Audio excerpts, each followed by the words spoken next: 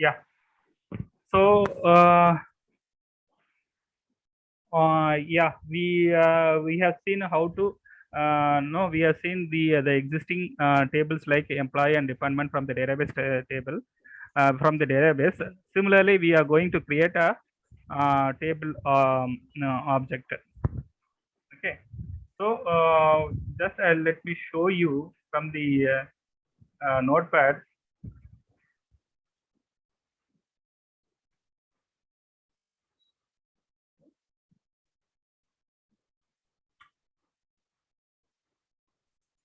Create table name. Maybe I'll keep employee 1. Okay.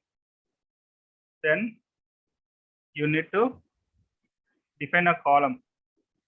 Employee number. Employee number would be a number always. It is a numeric value. Employee name. The varchar. Maybe varchar 2. There are multiple the character data types. We can choose the varchar or varchar 2. But normally the standard thing is like varchar 2. See, number is infinity number. It will take by default. Explicitly we cannot give any. Maybe like I want to have only. Yeah. Yeah. I can see if you don't give anything number. The size means by default it will take a number of numbers. It will take by default. And suppose if you want to have, for example, my employee number would not exceed more than 10 value. Okay, for example, or maybe more than 5. So this is the maximum value of 5 digits, right? Okay, so I can give as 5. Suppose if someone is going to enter some 6-digit value, that time it won't allow you to insert the particular data into the table. Okay, whatever the value which you are defining, only those will be allowed. Okay. Similarly, for employee name, so I want to have 100 characters, maybe 50 characters. Okay, if someone name is beyond 50 or exceeds 50 means, that time you will get an error saying that you are not, it exceeds the maximum limit. Something, some error you will be getting. Okay, so then I can create a department number.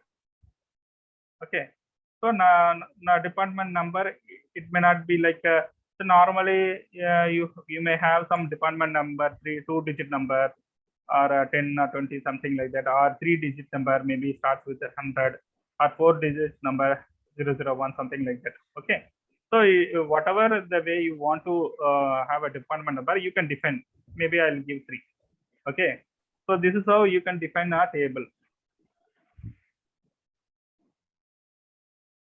Okay, so so what I have given, like I have my table has only few I mean the columns, like 3 columns. One is employee number, employee name, and the department number. Okay, so using this table I may store employee number, employee name, and department number. So if I execute this one, I need to create a database table. No, it should be get created in the database. Okay, let me show you whether the database will accept, or it will throw some error or not. You can see.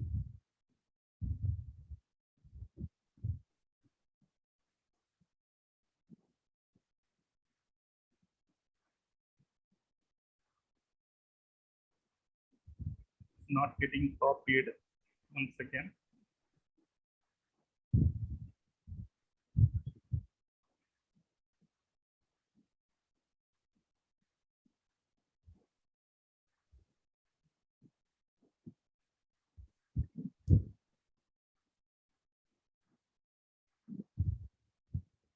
Maybe this is VMware. I'm just connecting in the VMware. Let me check whether we have any notepad would be there. Whether we can able to copy from here and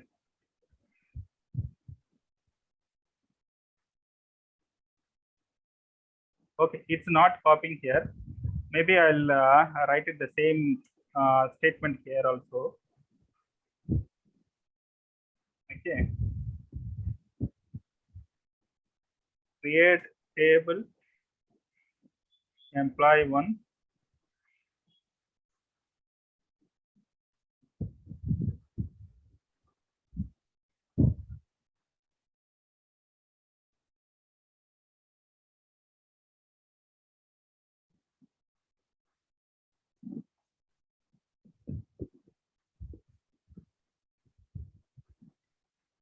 employee number 5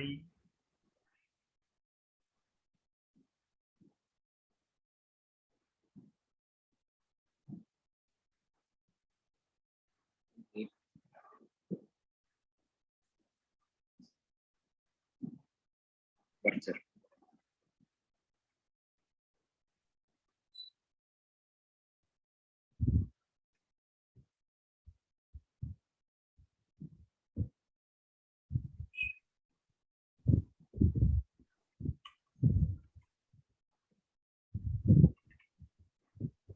okay.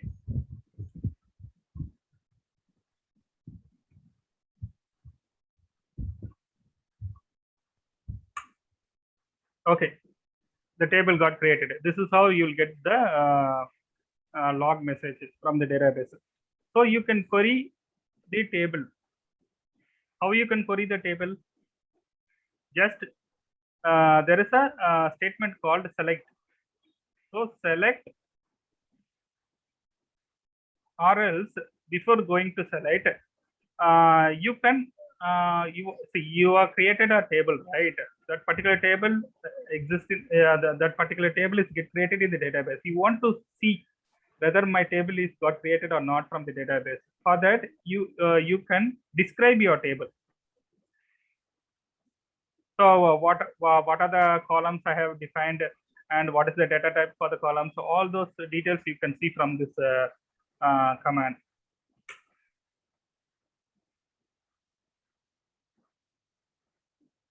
Okay. So you are defined a employee number, which means the data type is number 5, and employee name is worker 50, and department number is number 4. So it is a structure. It is a table structure. So within this table structure, you can load a number of data. Data in the sense like I can insert a record like maybe say number 100 is my it's a employee number of a particular person. Employee name would be like Sendil Kumar. Department number would be he belongs to department 30. So this kind of data we can get stored in the table. So whenever you want to retrieve a data, you can select the table by giving the conditions like I want to see the particular employee name Sendil Kumar. So I can see only the particular employee. So if I want to select all the employees means I can directly without any without giving any condition, I'll just retrieve whatever the data stored in the table by giving some select star from that particular table. So without giving any condition, it retrieves all the records from the table, all the data from the table. Okay. So now we have seen the how to create a table as like a similar table, existing table in the database. Okay. So this is like this described. It will show what is the table structure, what are the columns and the data types. Okay, with the size of the column. Okay. So and also if you want to do select also we can check, but you don't see the structure. This is whether if any record is available, it will show one record fetched, or if no records are available, it shows no rows selected. Record in the sense like one the data, which I mean to say it's a data. Okay. Now just we have created only one. I mean the table one. Just we have created only the table. We are not inserted any record into the table, right? Similarly, for you can see, you can define n number of table, and you can join with one table with another. So you can do anything like see, I want to take a report, which means like I want to see a employee detail along with his department. It means see, so you cannot get all the information from one table, right? You may need to select multiple table, and you have to join with the table. So with the tables, right? So while joining, we need to see what is the common column. Okay, if you are joining two tables, there may be a common columns like department number from each table, right? Same way, from department table with another table, there may be another common column available. Okay, using that you can join employee table with department table and department table with another table. Okay, so this is how it is. It is nothing but a RDBMS. Okay, normally that the table the database, we can call it as a database management system or DBMS. But when you are joining with one database objects with another, that means relational database management system. So nothing but it's RDBMS. Okay, this is how we are calling. Okay, so now we have seen the how to create a table, and we can see how to insert a record or a data into the table. Let me show you. But that insert and all, see, this is DDL statement. So they are classifying as Oracle has classified the DDL is nothing but a creating an object. Creating an object, well, just now we have created a table. Okay. Suppose if there is any change in the existing object, then you can alter the object. If you don't want to use the existing object, then you can just simply drop it. Drop in the sense just to remove it. I don't want to see anymore. I don't want to use anymore this particular object. So you can directly vanish by giving some the drop statement. So anymore anymore time this particular object won't be available in the database thing. Okay. So now we have seen how to create a table, and I can show you how to alter a table and drop. Before moving to this alter and drop, I can show you how to insert a employee record, which comes under data manipulation language. It is one of the another technical areas in SQL. So it is a very important one actually. So normally we have a insert update. Yesterday also I covered this, right? So insert, update, delete is the major thing actually. Okay. So under data manipulation language, you can have insert statement, update statement, and delete statement. Insert is nothing but you are inserting a record. You are just storing a data into the table. Okay. So now there is a table you have already defined in the database. Now we are going to insert a particular employee record. Okay. So for that you need to write a insert statement. Insert into employee 1, and here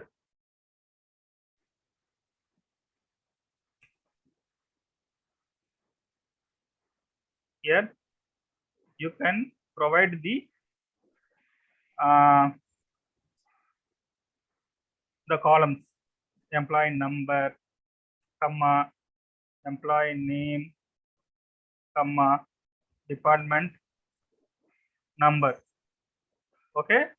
Now you need to provide the values. What value you're going to insert into the table. So I can insert a employee number as 100. Okay. Then I can insert a employee name as maybe Ajay. Okay. Then I will insert department number is maybe 10. Okay. So this is the insert statement. It is a very simple statement. See, whatever I'm saying, it is just for your understanding. When I'm just taking this as a simple exam, but in the real time, you may not have like a simple table like this. Okay, you may have multiple columns, maybe n number of columns, maybe 60, 70, 100, etc., etc.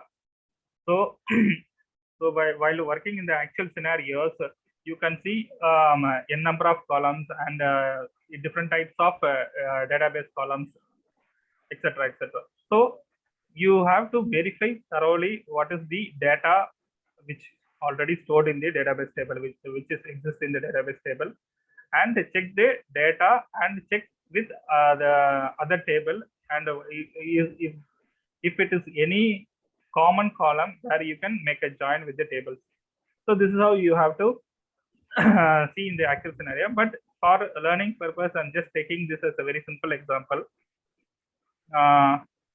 Like I'm just going to insert a employee record. So even you see, suppose I may have 10 columns. Okay, maybe a salary, a hire date, my date of birth, my personal, my mobile number, my address. So all those details I have, but I'm in a column. Maybe you may have 10 columns. In the 10 columns, only few columns you're going to insert, because sometimes you may not insert 10 column values, right? For a employee record, you not to store employee records. Some employee information, maybe you'll have 6 to 7 values, maybe 3 column values you don't have. So you can mention whatever the values which you are going to insert. Only particular column you will get the data. You'll get the data get inserted. Okay. Remaining columns it will insert as a null, which means it's a blank. Okay. Whatever the columns which you are specify in the insert statement, only those columns have stores the data while inserting. Remaining columns it will store as a blank, which means you are not providing anything for the particular columns, for these columns, right? So for that only you are going to specify what are the columns, and respect to column values you need to mention. For example, in the same order, if you are mention like employee number 100, instead of 100, if you are mention Ajay, Ajay means it won't insert because it's a numeric value. This first column, it's a numeric column. Employee number is a numeric column. Second column is a character column. Character columns always we need to have this quotes. Without quotes, it won't accept it because it's a character, right? So always just make a note of it. This particular column, character column, wherever the character columns are coming, so you need to insert the value with quotes, single quotes. Otherwise, database won't accept it. Okay. And for department is again a numeric column. Okay. Without giving no quotes, you can insert the values. Let me show you how we can insert the data.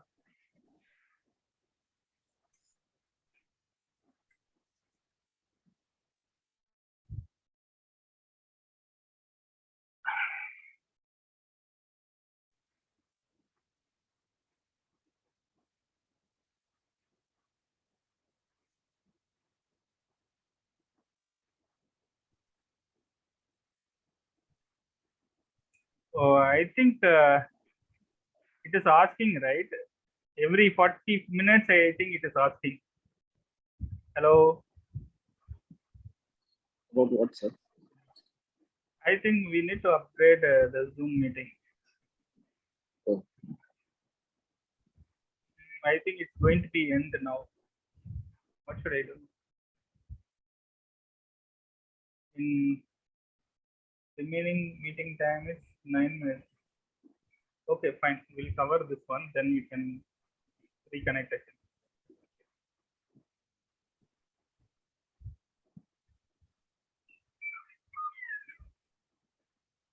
Employee number, employee name, department number, and the value, and the Ajay written. Okay. So one row created. Okay. So one row is inserted.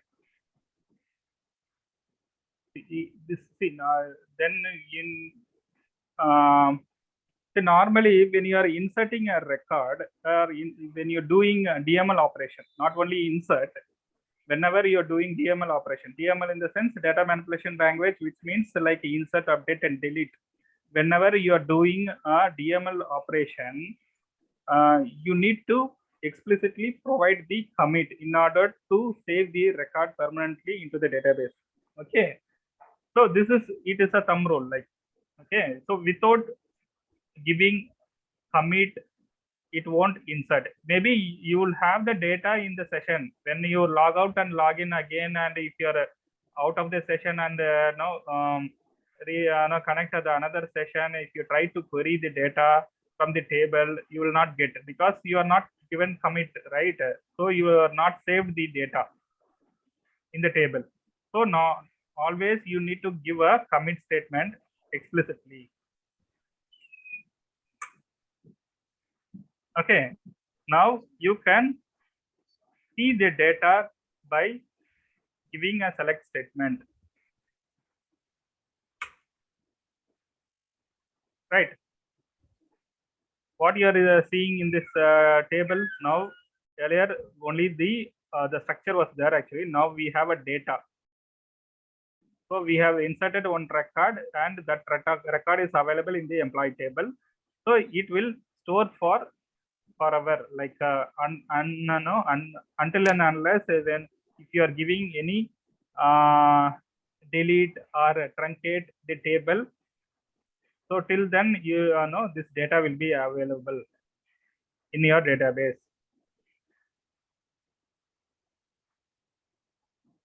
Okay, so now you are inserted the record.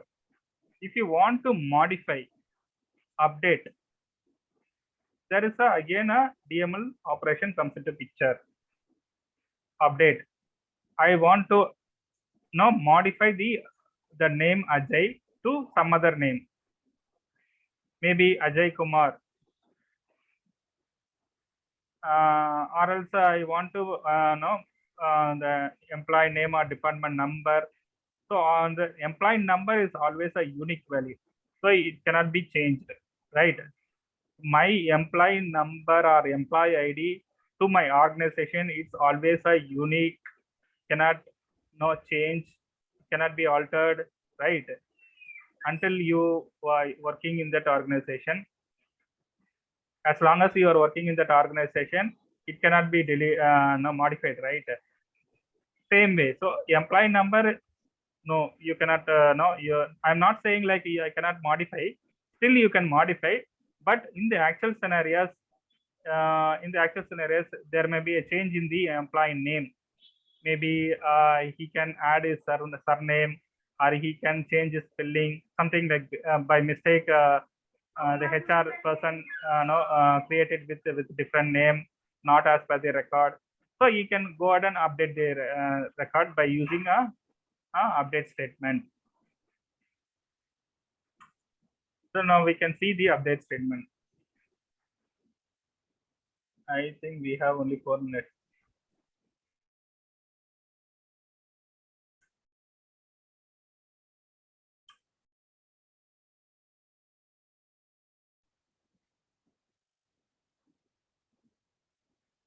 update statement, update table name,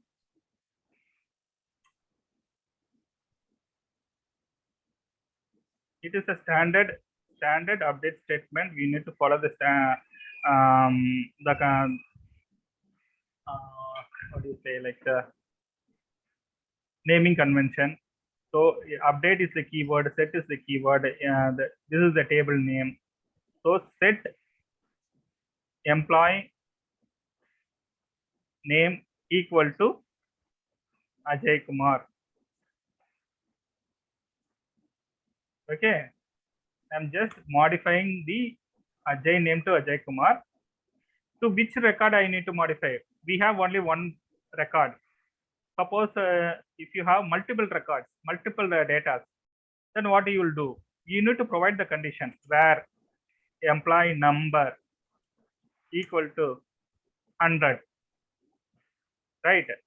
So if you not giving this employee number, means then whatever the employee records are there, it will update this name with all the records. So make sure whenever you are doing modification, you need to provide a condition like this. If you are not providing any condition, without condition, it will update with all the records with the employee name as Ajay Kumar. So it is very, very risky things, like make sure we need to carefully handle this update record, even delete also. So inside it won't have any impact on the existing record, right? Because it is a new record, new data we are going to insert. But when you're doing some update statement or delete statement, make sure you are giving the exact condition. Only it should update only the particular record which you are supposed to be update. Okay, so that is how we have to this is how we have to check the conditions. So even if you have multiple conditions also, so now as of now I am just giving only one condition. Employee number is 100. Maybe you can give a department number also, and department number also 10. Department number is 10. So you can have n number of conditions. So by providing these conditions, and you are ensuring it will update only the specific record, not all the other records. Okay. So I'm just run this. I execute this one.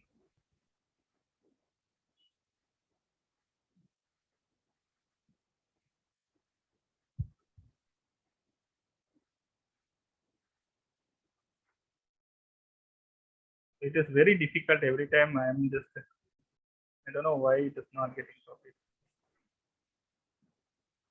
Update.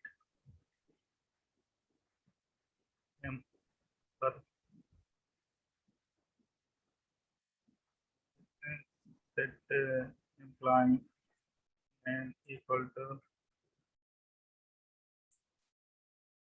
a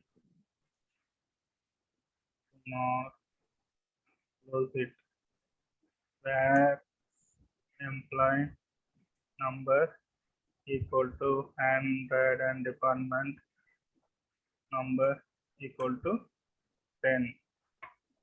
Okay, I'm just executing this update statement. So okay, you understood what it is telling? Hello. Invalid.